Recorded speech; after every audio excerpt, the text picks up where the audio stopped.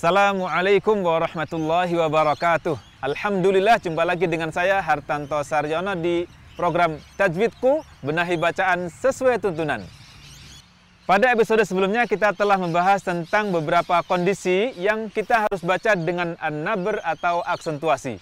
Insya Allah pada episode kali ini kita akan lanjutkan bahasan kita tentang an-nabr atau aksentuasi. Kondisi lain yang menuntut kita untuk membaca dengan aksentuasi atau an-nabr adalah ketika kita waqaf atau menghentikan bacaan pada huruf hamzah yang didahului oleh huruf mad atau huruf lin. Contoh untuk waqaf pada hamzah yang didahului oleh huruf mad pada kata as-su, maka kita perjelas huruf hamzah tersebut dengan an-nabr atau aksentuasi untuk memperjelas bahwa ada huruf hamzah di akhir kata tersebut. Maka kita baca as-su.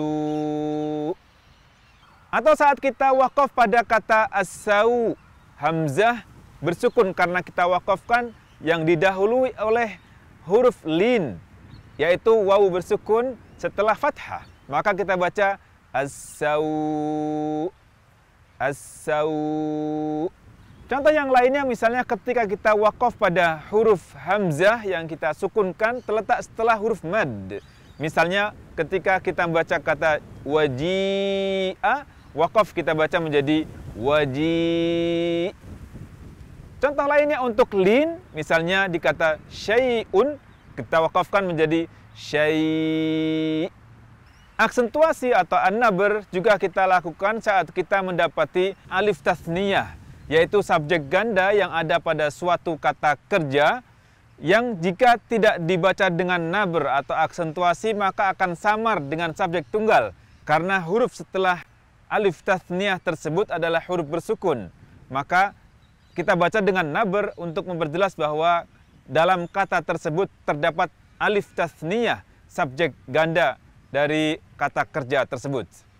Sebagai contoh kita jumpai di kata zaqa dari surah Al-A'raf ayat 22. Di surah Al-A'raf kita jumpai kata zaqa dengan akhiran alif tasniyah. Karena setelah huruf alif tasniyah ini adalah huruf bersukun, maka ketika kita sambungkan, kita tidak membaca alif tasniyah tersebut. Oleh karena itu akan samar dengan zaqa yang tanpa alif tasniyah. Zaqa yang tanpa alif tasniyah, yakni subjek pada kata kerja tersebut adalah tunggal, laki-laki. Maka kita baca dengan nabr di kata zaqa yang ada alif tasniyahnya. Falamma zaqash syajarah, zaqash syajarah. Dan kata yang lain yang mengandung alif tasniyah yang kita hendaknya baca dengan nabr atau aksentuasi adalah kata qala di surah An-Naml ayat ke-15. Karena jika kita tidak baca dengan nabr, maka subjek ganda di kata qala akan samar dengan kata qala yang subjeknya tunggal.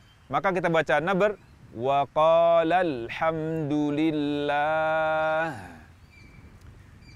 Dan yang terakhir subjek ganda yang ada dalam suatu kata yang akan samar dengan kata yang subjeknya tunggal, yakni di kata istabaqa dengan akhiran alif tasniyah akan samar dengan istabaqa yang tanpa alif tasniyah karena huruf berikutnya huruf bersukun. Maka kita baca dengan nabr atau aksentuasi di kata istabaqa di ayat ke-25 dari surah Yusuf. Maka kita baca wastabaqal bab, wastabaqal bab. Jika tidak terjadi kesamaran antara subjek ganda dan subjek tunggal, maka tidak perlu diaksentuasi atau an-nabr.